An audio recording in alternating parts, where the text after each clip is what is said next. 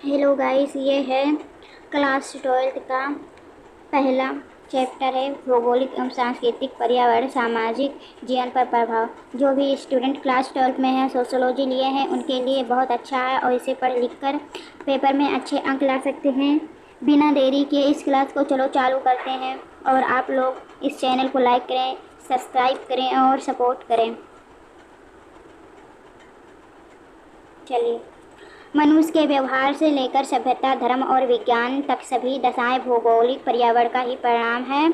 संस्कृति सीखे हुए व्यवहारों का योग है जो किसी समाज के सदस्यों की विशेषता है, जो कि प्राणशास्त्रीय विरासत का परिणाम नहीं है। प्रत्येक जीव अपने पर्यावरण की उपज है। बीज को ही ले, भूमि में जब से बीज रोपण किया जाता है तभी से पानी, मिट्टी, हवा, धूप एवं जलवायु जो कि उसका पर्यावरण है उसे प्रभावित करने लगता है और बीज पौधे के रूप में अंकुरित होने लगता है। उसका फलना, फूलना, मुरझा जाना, दुर्बल या बौना होना आदि सभी उसके पर्यावरण पर निर्भर है। विभिन्न प्रकार के पौधे विभिन्न पर्यावरणों में ही फल फूल सकते हैं क्योंकि वे उन पर्यावरणों से अनुकूलन कर चुके होते हैं। पौधों की भांति ही प्राणी भी पर्यावरण पर निर्भर होते हैं। मानो तो फिर भी अपने आप को पर्यावरण के अनुकूलन ढाल देते हैं, किंतु पशु जगत तो पर्यावरण पर पूरी तरह ही निर्भर हैं। जीवन और पर्यावरण दोनों इतने घनिष्ठ रूप से पर गुथे हुए हैं कि जीवन में प्रत्येक भिन्नता, प्रत्येक नस्ल और प्रत्येक जीव जंतु एक विशिष्ट पर्यावरण की देन कही जा सकती है। जीवित प्राणी के प्रत्येक परिवर्तन में पर्यावरण के प्रभाव का थोड़ा बहुत अंश मौजूद होता है। पर्यावरण और मानव समाज के बीच पाए जाने वाले संबंधों का उल्लेख करने से पूर्व यह पर्यावरण की अवधारणा को समझ लेना उपयुक्त होगा। पर्यावरण की अवधारणा। पर्यावरण शब्द परि प्लस आवरण से मिलकर बना है, जिसका क्रम अर्थ चारों ओर तथा ढका हुआ। परि चारों ओर, आवरण ढका हुआ। इस अर्थ में प्राणी के चारों ओर और जो कुछ भी भौतिक और अभौतिक वस्तुएं हैं वे उसका पर्यावरण है। मानो अपने चारों ओर कई प्राकृतिक शक्तियों एवं पदार्थों जैसे चांद, तारे, सूरज, पृथ्वी, हवा, नदी,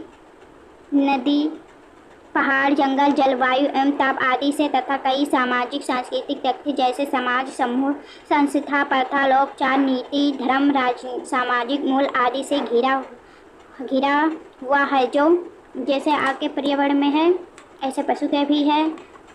जितने भी सजीव हैं उनके तरफ चारों तरफ मतलब पर्यावरण पाया जाता है, उनसे अनुकूलन करना पड़ता है।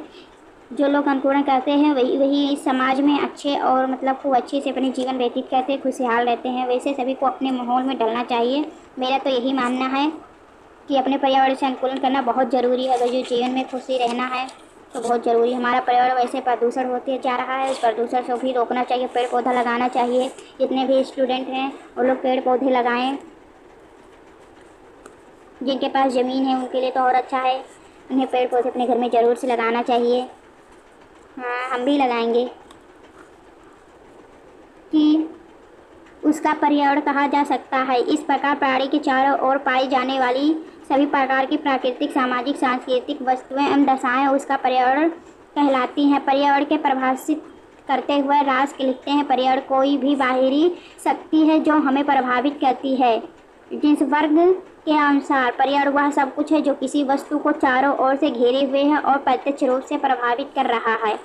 स्पष्ट है कि पर्यावरण में वे सभी भौतिक व अभौतिक, प्राकृतिक एवं मानव निर्मित वस्तुएं सम्मिलित हैं जो प्राणी को चारों ओर से घेरे हुए होती हैं और उसे प्रभावित करती हैं।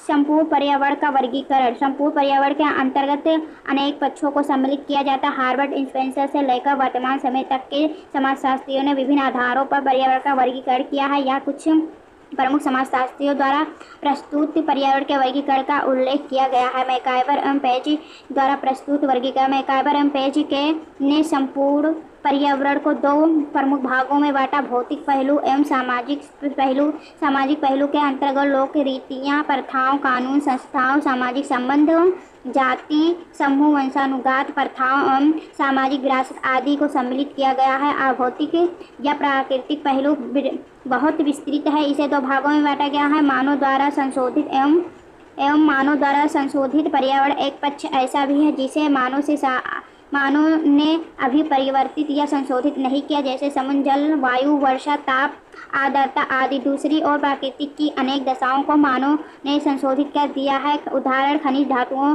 से यंत्र, मशीनों एवं औजार बनाए गए, लकड़ी और पत्थर की इमारत व कलाकारी की वस्तुएं बनाई गई। इस प्रकार भौतिक पहलू में प्रकृति द्वारा निर्मित सभी वस्तुएं आती हैं। यह है भौतिक और अभौतिक पहलू। और पर्यावरण, संपूर्ण पर्यावरण के वर्गीकरण मैकाइवर और पेज के द्वारा बताए गए हैं। आपको, आई होप कि आपको ये सब समझ में आ गया, भौतिक पहलू क्या है, अभौतिक पहलू क्या है। जैसे कि भौतिक पहलू में रहता है जो प्राकृतिक द्वारा होता है, अभौतिक पहलू में जो प्राकृतिक कर तो रहता है लेकिन इसे मानव अपने अनुकूलन के अनुसार ढाल लेते हैं। जैसे आपको मतलब बीज बोना है, धान बोना, धान से आप उसको कोट के चावल निकालेंगे, चावल को निकाल कर उसको बनाएंगे फिर खाएंगे। ये प्राकृतिक उसका बीज है ना, इसीलिए कुछ चीज़ों को जैसे मशीनों द्वारा उसको निकाले, खनिज पदार्थों को ज़मीन से खोद कर तेल निकालते हैं, उससे कई प्रकार के तेल बनाते हैं। सोना चांदी निकालते हैं, कोयले से हीरे निकालते हैं। कोयला भी तो ज़मीन के नीचे से खोद कर आता है। बालू निकाल लेते हैं। सब प्राकृतिक है, फिर भी मनुष्य अपने उपयोग के लिए उससे अनुकूलन कर रहा है, अपनी सुविधाओं के लिए उसे प्राप्त करता है। बस यही है सोशोलॉजी जो हमारे समाज में होता है। आज का टॉपिक बस इतना ही। अगले चैप्टर में मैं और अच्छे ही टॉपिक लाऊंगी जो आपको क्लास 12th में पेपर के समय खूब अच्छे अंक से पास करने के लिए और इम्पॉर्टेंट क्वेश्चन रहेगा। आप इसे पढ़ेंगे, लिखेंगे तो पेपर में खूब अच्छा अंक लाएंगे। जो भी फॉर्म डाल के इंटर की तैयारी कर रहे हैं, जो भी घर पर रहकर कर रहे हैं ना, फिर जो भी क्लास लेकर कर रहे हैं, जिनको ये टॉपिक अच्छा लगे वो चैनल को लाइक करें और सब्सक्राइब करें और मेरा सपोर्ट करें ताकि खूब अच्छे से वीडियो बनाकर आपके लिए ऐसे ही इंटर, MA, BA सभी का सब क्लासों का सोशोलॉजी सब्जेक्ट और भी अदर सब्जेक्ट लाएँ।